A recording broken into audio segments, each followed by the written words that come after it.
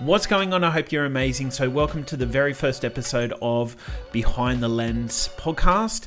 Now, today's guest is Alex Morris. He is the founder of a digital marketing agency called To The Moon Digital. I'm super pumped and excited. Alex is actually a client of ours, and every time, whether it's myself or one of our videographers films with Alex, we have an absolute ball. He's got lots and lots of energy.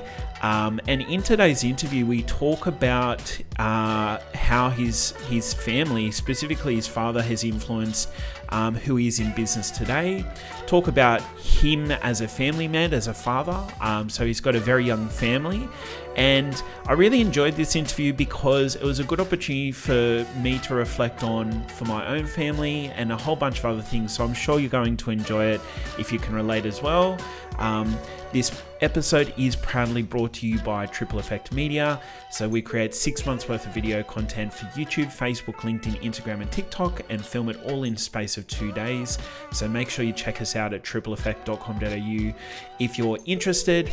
But after the episode, if you've really enjoyed this, make sure you give us a like, make sure you subscribe, and also make sure you leave a really good rating for us. Without further ado, let's get started. All right, so welcome to Behind the Lens, our very first episode. I have the amazing, incredible, and gorgeously handsome Alexander Morris with me today. Welcome to my very first Behind the Lens podcast. Very excited for you, Alan, and I'm excited for the world to have such a gift in this show now available to them. Boom. No, so, well, look, I think to give a little bit of context, backstory behind this podcast, I've watched Alex, who runs a very successful podcast, actually, Coaches to the Moon podcast, and had me on recently. But we've been having this conversation about launching. I remember I interviewed you. When was it? In June or July this year? Yeah, maybe. it was. So I was even earlier. Yeah, I was just on my way to a family holiday. Oh, that's right. You've got an incredible memory as to when this happened. Well, it was you even remembered intentional. what the weather was doing that day. Well, it was like an enormous storm, right? And we were meant to be driving up to this farm in the middle of nowhere, and we had both of our mums texting us going, "You shouldn't go on the drive today. You got to cancel the holiday, turn around and come back." And we were like, "It's fine, relax." So I remember. That's why I remember everything. Plus, the interview was truly unforgettable. So, but it was at least. But we never used it. Ago. We never used it anyway. So, we've been I've had this project in the works and in planning phase for a little while, and just never done anything about it up until now. So officially launching, and thank you for being our first guest. For the people at home listening or watching, for that matter, do you want to just give a little bit of context as to who Alexander Morris is? Yeah, sure. I mean, in the context that we'll probably speak about today, I'm a digital marketer. So I run a company called To The Moon Digital, which I started just about 2.5 years ago, and now we've got a team of 8, and we work with some of the best coaches in Australia, and we're really happy to, be creating an impact that way. I live in the northern beaches of Sydney, not too far south from Alan, the host himself. And I've got a lovely little life down here with my wife, Ali, and my 2 twin daughters, Ollie and Ava. And I'm a happy boy most of the time. Absolutely. So again, just to give some context behind the podcast and what we're doing here today, the podcast, I'll read this out because it's better if I read it until I get to know it a little bit better. So interviewing everyday business owners and entrepreneurs to find out more about their stories in business, the hurdles they have to overcome, and understand their success habits. So starting at that point, tell us what makes you think, all right, so, and to give some more context, Alex and I have been working together for the last 12 months, doing some videos together and whatnot. And I've been able to see even your progress from this point, which has been quite remarkable in the sense of the biggest thing that I'll tell you, Alex, and I don't think I've said this to you, is I've noticed you actually listen more, almost like a little bit more calmer in some senses, or more calm in some senses, not calmer. But like, you're just very calm. And I think that comes with experience in business. It comes with time in business, doing the hours, doing the reps, if you will. But do you want to even just take me back to when Alex was a young lad, back in England? Was it England? Did you grow up in England or Australia, first of all? Yeah, Nottingham, England, until I was 12. Yeah. So talk to me about school. Talk to me about what are some of the things that you believe that just makes sense from back then to what you're doing now? Oh, well, my dad was a business owner from when I was a little kid. So he started a travel agency company back when travel agents were like super necessary because the internet wasn't around. And that was, his kind of identity a lot when we were kids. He had this travel agency business called Trentbridge Travel. He had 4 shops, lots of staff. And I think he was doing really well. Looking back, we had like a massive house and like always had like 2 Mercedeses and stuff like that. I think he was doing way better than we thought at the time when we were little kids. It was just our dad. And so there was always that business owner spirit in the house coming from dad. And I think as a son, you're always subconsciously trying to live up to your dad, I guess. All right. And so that was a massive factor in me moving towards my own businesses. And also, which we can get into a little bit later, I'm super smart academically, but I just really don't enjoy it. Right. So I always did really well at school, but I was always in trouble. Never did my work, but always managed to kind of just pull out ahead of everyone else. And my dad's super smart. My sister's super smart.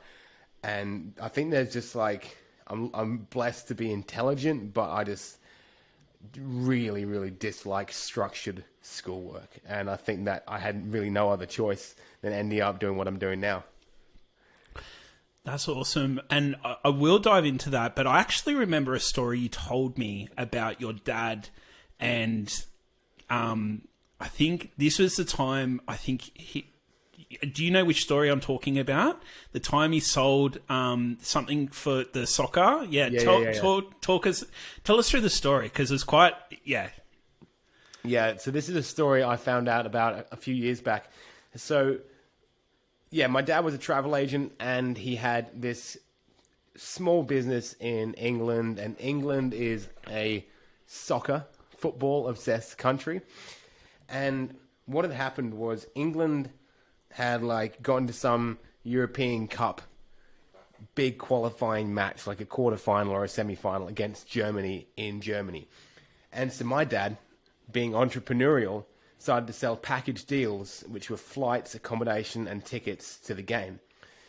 And he sold all of them like hotcakes really quickly. Like overnight, he sold like 400 of them.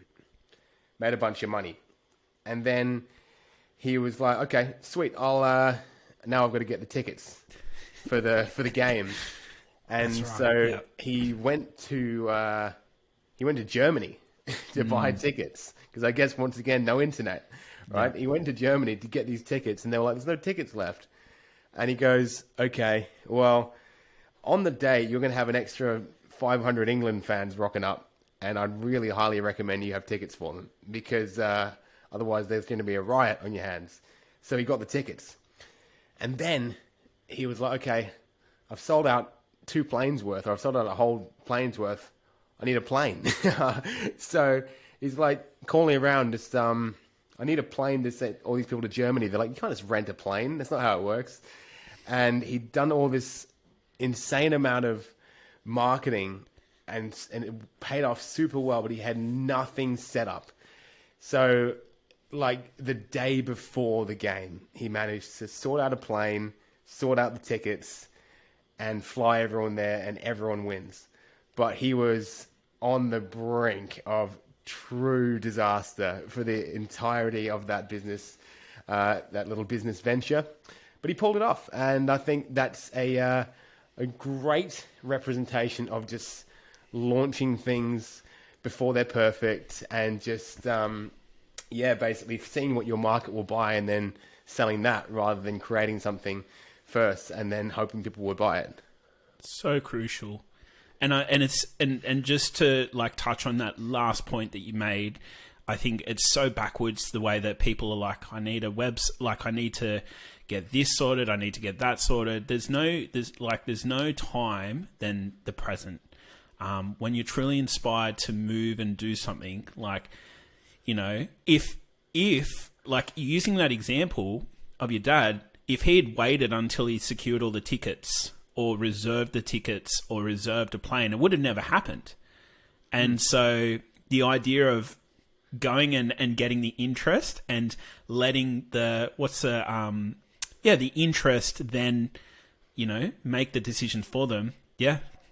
How cool. And like, obviously one of the first things you mentioned, you know, when it comes to business is your dad, and obviously that's just one story. I'm sure there's many more as well. Yeah, 100%. I mean, once again, I remember we were always traveling since we were little kids, right?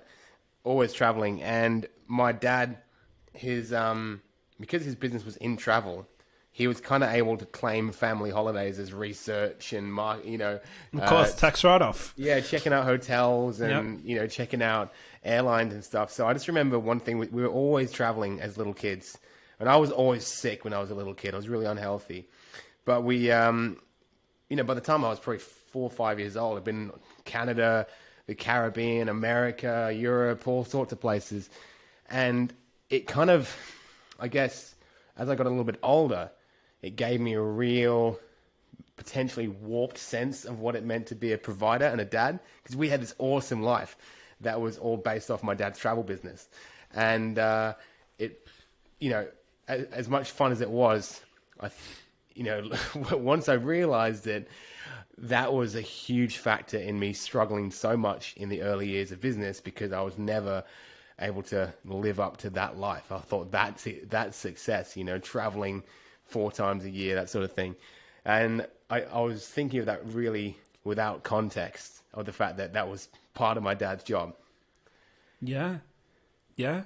Well, talk to me now. Like, you're obviously a father of 2. You've got a beautiful wife, and, you know, you're the man of the house. And obviously, like, this expectation of, or like even following in your father's, oh, there we go. Beautiful cup. So for those who are just listening, Alex is holding up his cup with his kids on it and whatnot. I've got a puppy dog cup with some green tea in it. What's it say? What's it say? You're pawsome. My daughter got me that. But coming back to the story, like, talk to me how have you, if you will, stepped outside of your father's shadow, and like he's obviously raised the bar of not only marketing genius and you know, action taking in business, but how does one step out of a father's shadow and create their own path? Well, I think to answer that question, I've got to take you back to how I figured out that it was such a massive factor in my life. And to give context to that, I've got to take you back to school, basically. Yeah. So I mentioned that I was super good at school, just in terms of results, but not in terms of behavior. And from basically, in my primary school, there was like, if you were doing really well, you did something good, you got a little red star. If you got 3 red stars, you got a red square in your little chart on the wall. Red squares were awesome. You got like 3 red squares, you got a badge. If you did something bad, you got a black square, and that like negated some of the things, right?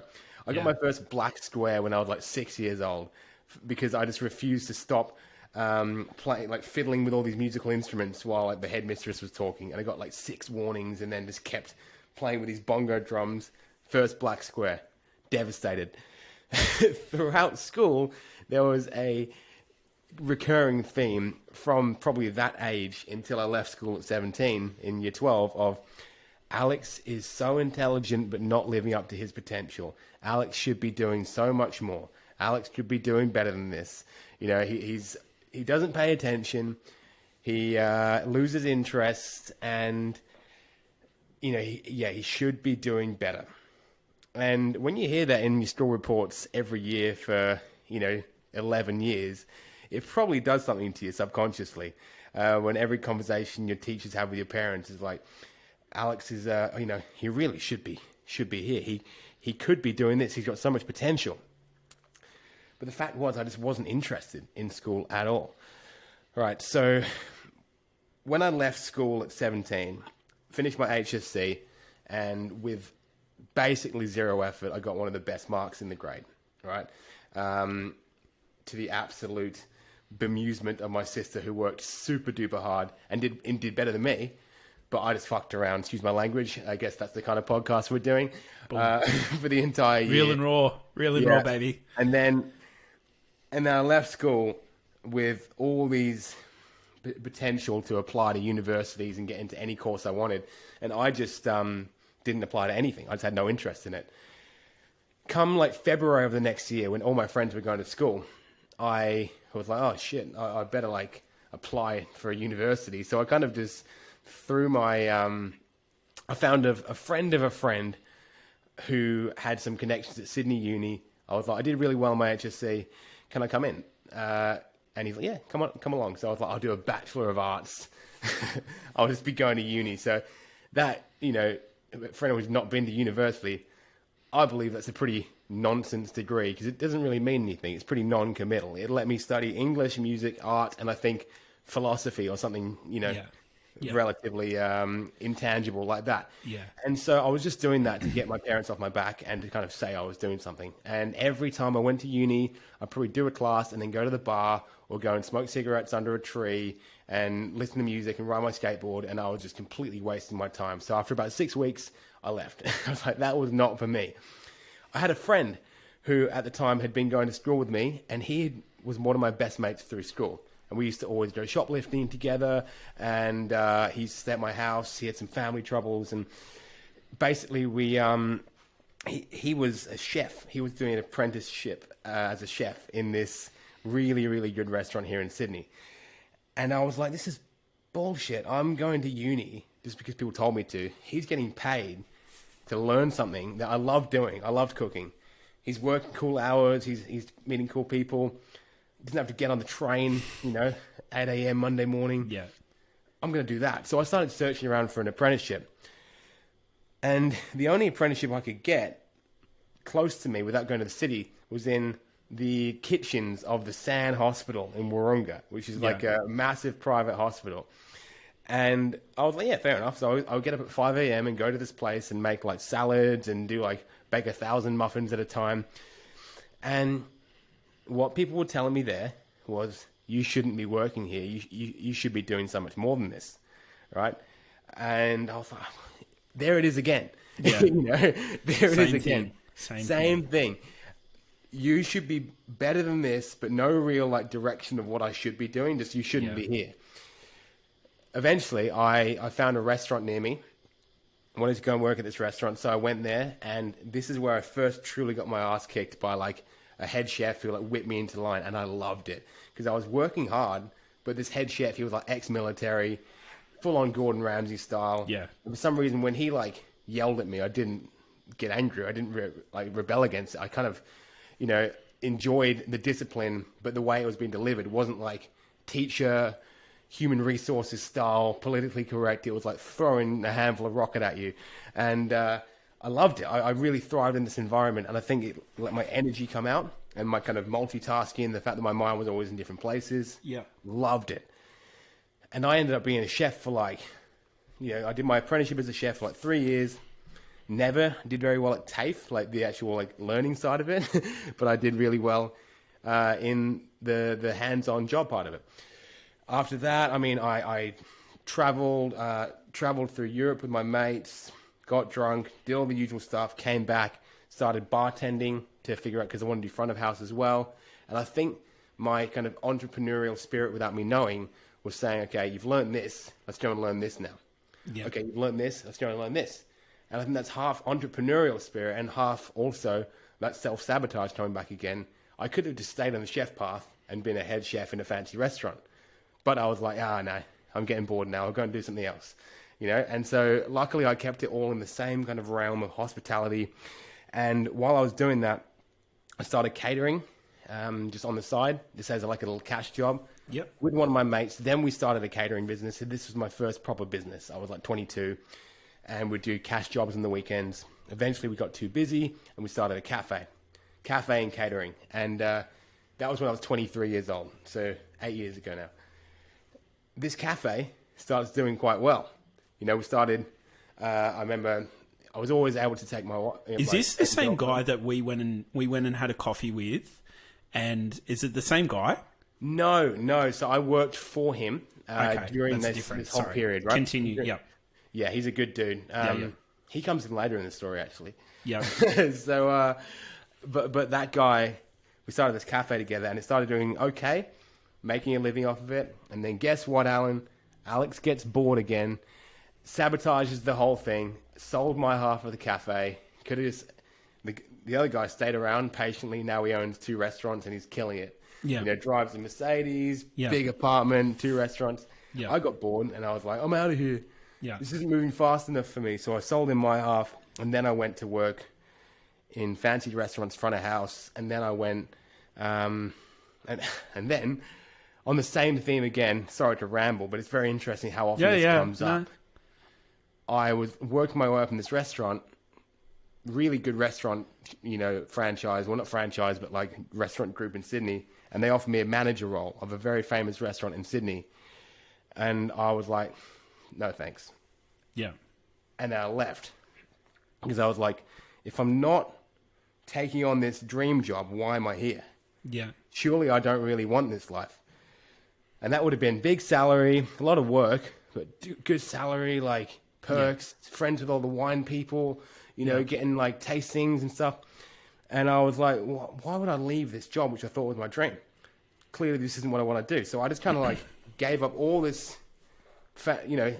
potentially fancy lifestyle and moved to the beaches with Ali, started working in a breakfast cafe, which is that guy who we met the other day. Yeah. While I was working there, I had a big health shift, got myself really healthy. Yeah. Which, you know, is super important. Yeah. You know, we've both been through that journey and... Still going through it. Yeah, we all are, right? It's never ending. And and around that time was when I first got the call from a guy on Facebook saying, oh, we noticed you downloaded our book on how to start your own coaching business. Yeah. And then I was in the sales process and the rest is history. But when I'd started that coaching business and a couple years in, I did an NLP course. Yeah. You ever done the NLP stuff? Yeah, I have.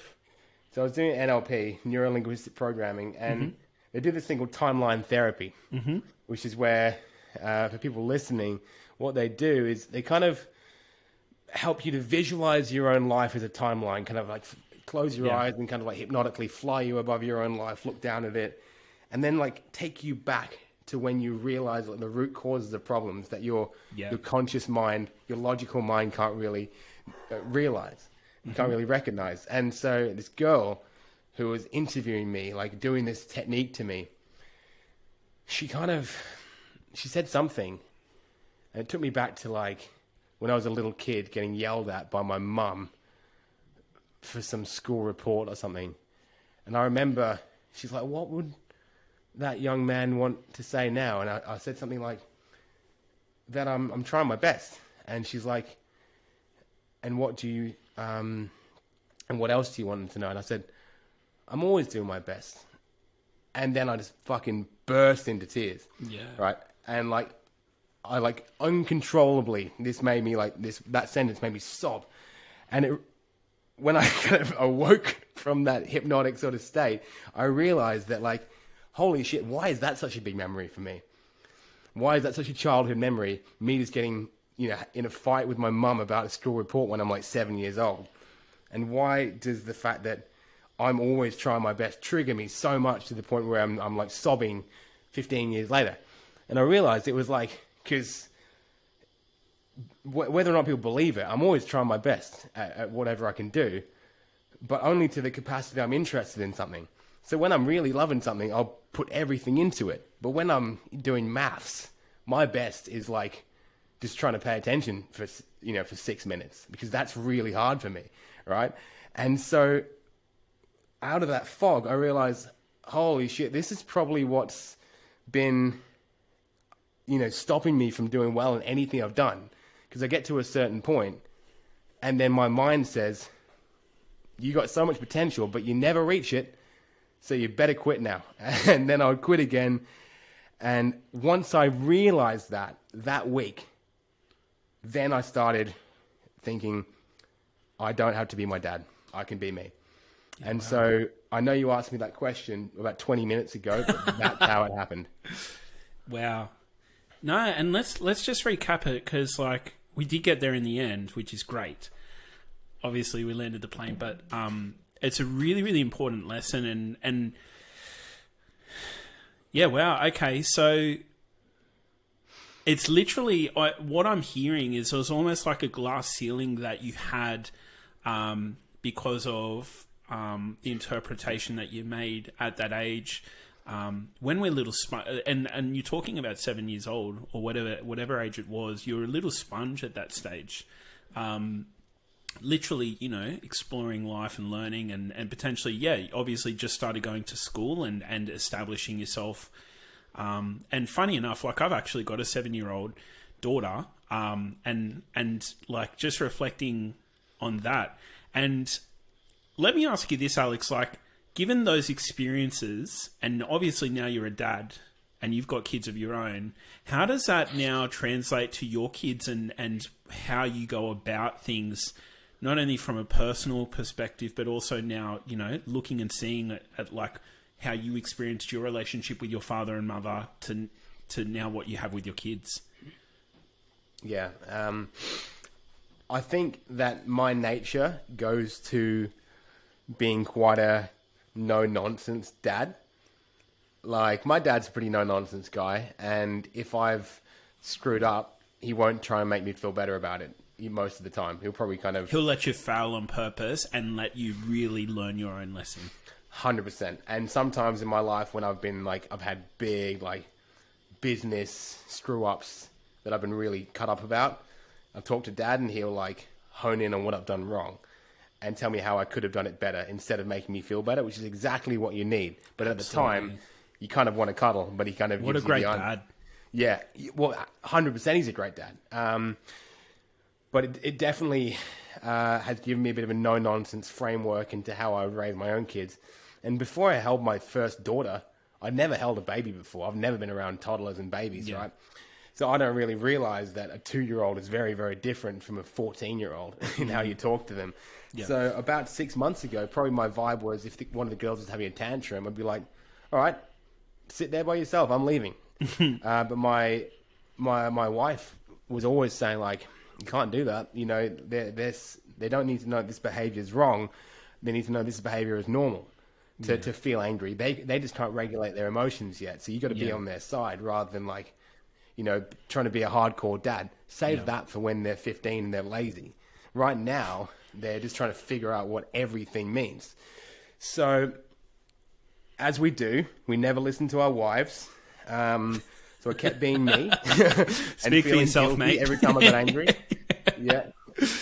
Well, yeah, I kept being feeling guilty every time I got angry at the girls, that sort of thing. Yep. And then it was actually a podcast I was listening to with a psychologist, and the way he explained it hit home for me. And from then I've tried to use my own sort of self-discipline that I apply to fitness and business just to control my emotions when they're losing their shit. Yeah. And so realizing how much there is of my dad in me, that gave me a massive realization of good or bad, I've got to, really be careful of how I present to these girls. Yeah. Because 2 years old, less than 7, as you said, they're sponges. That's not the time to show them anger or fear or, negative traits. That's the time to be supportive and let them know that if they're feeling shitty, that's okay. If you don't want to cuddle me, no worries, but I'm here if you need one. And it's such an important conversation, Alex. You're talking about not showing anger and things like that. And I know for me and my personal experience, I grew up in a very, very loving home, but my dad was not afraid of disciplining us. And so naturally, as I've become a father, my natural, ingrained in me is naughty, discipline, like, smack and those sorts of things. And it's really been Jess who's helped and supported me with what I'm doing. But I resonate with what you're saying so much. I've had to, like, the amount of times I've had to step away from, meltdowns and them just, like, they've been at daycare all day or they've been at school and they're just getting, like, they're just offloading in screaming and whatever. But, like, they've just tipped up and now they've got to get their stuff out. But I resonate so much with what you're saying with anger and things like that. What I'd love to understand is, obviously we're talking about being a dad, reflecting on your own experiences as a child and how you take that into, what you're doing now. What would you say is the difference between, I know that obviously, whilst you were in the hospitality industry, it's completely different to the business that you're in. But what are some of the experiences now that you take as a result of being a dad in your work / career versus now being a father and work / career? Like, what are some of the big differences, and like, is there any additional meaning, or like, what has it done for your life having kids now being in business? I think having kids definitely changes the way I do business, because one thing I got from the hospitality days was an insanely good work ethic. My dad's a hard worker. My sister's a hard worker. My mum used to be a nurse. She's a hard worker. We got a great work ethic in the family. And I used to work, 16, 17-hour days in the kitchen while my friends were all doing like their 8-hour shifts at, JB Hi-Fi and complaining about it. I was like getting in there at 7 a.m., leaving at 1 a.m., loving it. And I probably could easily still be working like that today. I could easily be one of these Gary V hustlers, eyes bleeding from DMing people, that sort of thing. But I'm really surprised now how much I've slowed down my life and my work ethic, and how much I'm looking forward to quitting time at 4 p.m., that sort of thing. Absolutely. Because, like, I think now with the girls, I'm seeing life as much more of a long-term journey. Absolutely. Whereas I don't have to be succeeding in business today. I just want to be, experiencing the most I can of every year as it comes. And so before this podcast, I played with my daughters a bit and had a small nap because I've been on 3 podcasts today, and I'm going to continue on them this afternoon. It just happened. It just happened like that. But I think I'm just working a lot less hours than I usually would have. And that's probably been a blessing, because it's made me have to think about, how do I delegate stuff to make my business work without me? And without really noticing, it's getting there very quickly, which is great. And it's not just so I can sit on a beach and hang out with my girls, but that's a great, outcome from decisions I'm making in my business, because then I can decide, do I work more and grow the business, or do I just take this extra time and hang out with the family? Do I go and exercise and work on myself? Yesterday, I went down for an ocean swim at 4 p.m. because I felt tired. And that's not what I would have done. I was very short-term hustler back in the day, which I'm very grateful for that work ethic. And if I needed to stay up till midnight tonight, once my girls have gone to bed, copywriting, I'll do it. But during Monday to Friday, during the day, I'm a lot slower and more patient. And I think you touched on that at the beginning of the show. Yeah, absolutely. And like, just bringing it full circle now, right? A lot of the things that you're doing in business, talking about automation and marketing, these are now things that not only you've implemented for yourself, you're now doing on behalf of coaches and implementing on behalf of business owners. And tell me if I'm wrong here, but like, it almost feels like when you're speaking to a prospect or someone who's potentially interested in working with you, it's really just finding that that's what you've just shared over the last half hour is effectively your version of your story. And whether it is the choice to go and take a nap or go down to the beach or work on some more stuff, do some more copywriting, focus on this, focus on that, and creating that for the equivalent of the businesses that you're working with. Yeah, it's interesting. I seem to be attracting more people like me these days. That's trying. Not a surprise. Yeah, I mean... Funny that. We attract the same people that we are. Absolutely, right? Who would have thought? So even though we're going through advertising, that sort of thing, most of the people I'm working with now are parents, youngish parents who don't want to be on the phones all night. They're not lazy. They just have two, different loves in their life, their business and their family. Absolutely. And so in me coming in my company coming in and helping them out with their marketing, that's just a whole arm of their business taken care of. And, it's like what we do with you. I know how to edit video and film. I could sit down and do that, Yep. For 20 hours a month. But with you guys coming in and doing it for me, it's incredible. You do it better than I could. And I can take that, small hit on my profits and then use that time to do whatever I like. My clients, I feel, are mostly the same now. When I was starting out, I definitely had a couple of those hustler clients, and I've still got them, and we can adapt. But I don't respond to messages at 10 p.m. anymore and wake up at 6 a.m. thinking, oh, I've got to get back to someone now. I kind of get back to them in my boundaries of like 10 a.m. to 5 p.m., that sort of thing. And it's definitely changing the relationship with clients as well, in a good way. Yeah. I love that. Awesome. So, look, now that you've shared a little bit about, your background... Sorry, can you hear my dog? Yeah. Oh, okay. I'm just going to let him in. Just one sec. Let the dog in.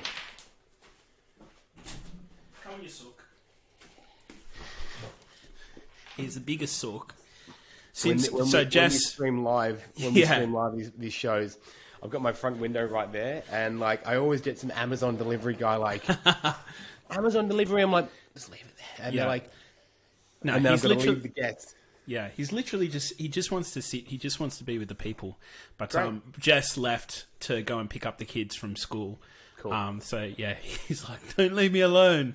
Anyway, coming back to business, those sorts of things.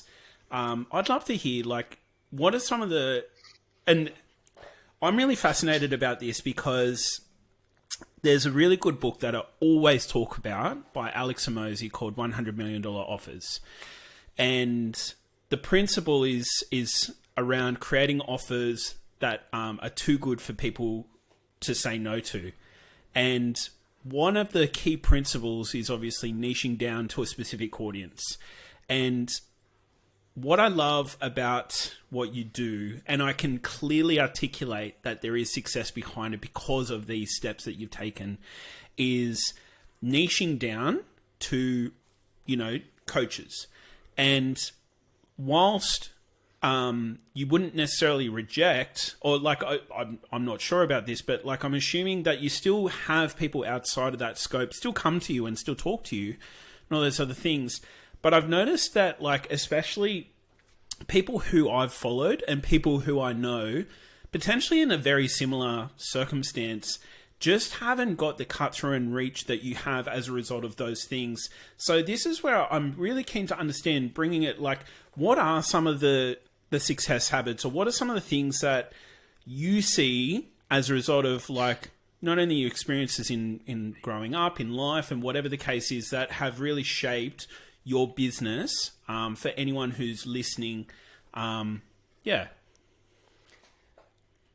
I think one of the things that's just been consistently effective for me in my whole life has been that I really care about people, which is great. It's a blessing and a curse as a business owner, really, really caring about how people go.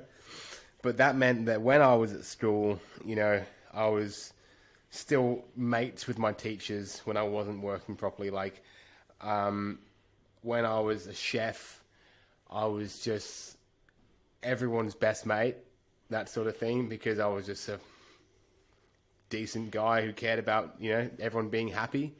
And I'm very empathetic. I notice when people are unhappy, and I'll hone in on how can I help them fix this.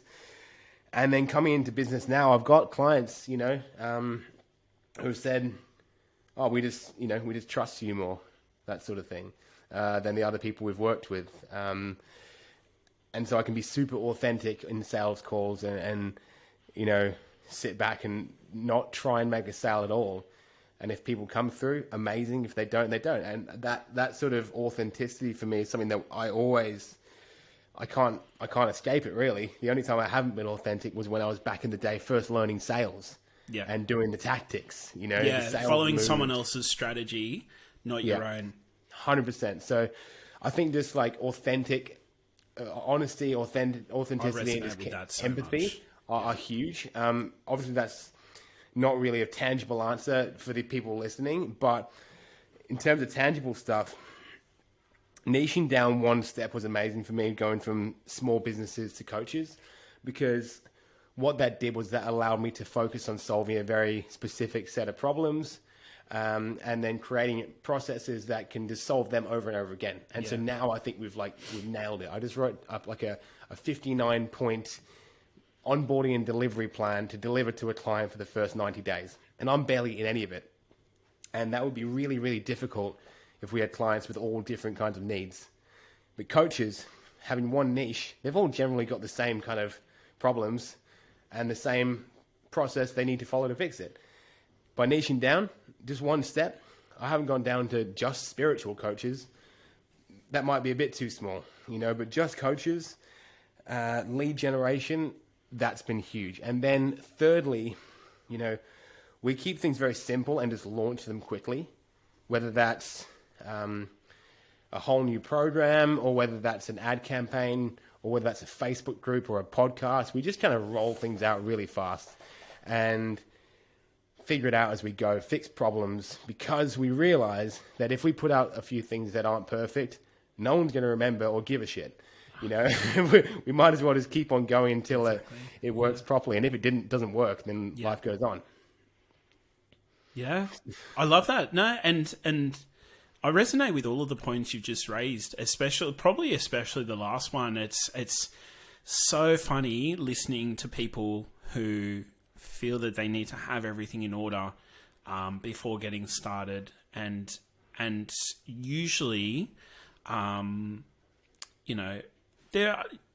look, granted, there are some circumstances and instances where it's not feasible to get started for whatever reason, due to logistics, legal reasons, things like that. But majority of the time, it's literally just knowing what you want to do and just backing yourself with the decision that you've already made in your mind. It's waiting for someone else, or some time to grant you and actually give you permission. And so I love simplicity. I love, obviously, action taking, and then using the momentum off the back of those two to then direct, even if it doesn't work, we're going to use that momentum to guide us as to where that next step is as well.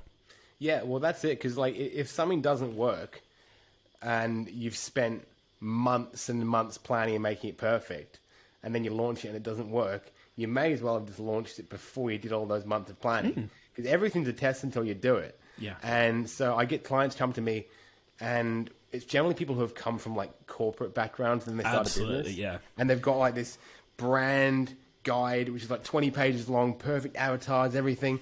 And I'm like, dude, you don't need any of this stuff. This is just confusing. No. We could have an ad.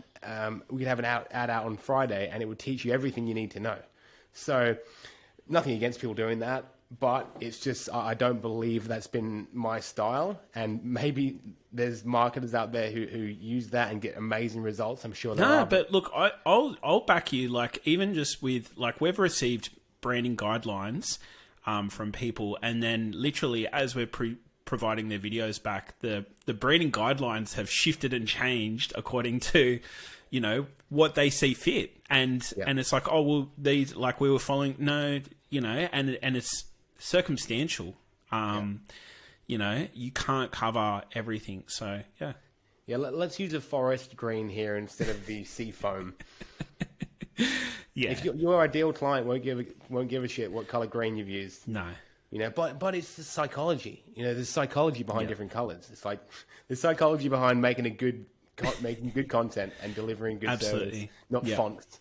You know, sorry to the graphic designers out there. I have a graphics team and I love them to bits. Oh, well, I originally was a graphic designer. And I think you know, this podcast is not about me, but it's formed, you know, helped to form, you know, the decisions that we've made in our business and everything else as well. All right. Well, look, I don't want to take too much of your time. I really appreciate you've obviously been really vulnerable, sharing and whatnot, Alex. If someone's interested in finding out more about you or connecting or whatever the case is, where's the best place to come and find you? Anywhere you search To The Moon Digital, we're going to be there. So we got the website. You can contact us through there. That's a lovely page. We've just put a page on there with all our team members, which is fun, which made me feel like a real, you know, company for the first time. We've got Facebook, LinkedIn, Instagram. I heard you've got and some TikTok. really good videos on those social platforms as well. Yeah, well, we share, you know, 2 incredibly high quality reels per week that are made by Alan and his crew. Plus, we share podcast clips, infographics, templates, standard operating procedures you can plug into your coaching business. Like, we give away a lot of stuff for free. Yeah. And so To The Moon Digital, anywhere you search that, you're going to find us. Awesome. Well, thank you so much, Legend, for jumping on today, being vulnerable, being real and raw, and obviously being my first and popping my behind the lens cherry. Boom. Oh, God. That's Might need to ruined cut my that whole part day. out. Don't know if that came across properly. Anyway, I'll probably leave it in. Thank you again for taking this, walking through this experience together. Have an amazing day and speak soon. Thanks, buddy. Thanks Ciao. for having me. So thank you for hanging around right to the end. We hope you've really enjoyed today's episode. And if you have, we'd love some feedback. So feel free to give us a rating on your favorite podcast platforms. Obviously, feel free to hit that subscribe button at the same time as well. If you'd like to, you know, reach out to us personally or reach out to me directly, you can find me on Instagram at Alan Howle, which is AlanHowle. If you're interested in finding out more about how we work with clients to create a video presence, you can head to tripleeffect.com.au, where we create 6 months worth of video content for YouTube, Facebook, LinkedIn, Instagram, and TikTok, and film it all in 2 days. So we do everything from scripting, filming, editing, as well as publishing all the videos to all of the channels on a weekly basis for our clients. So thank you again for listening. Look forward to sharing another episode very soon.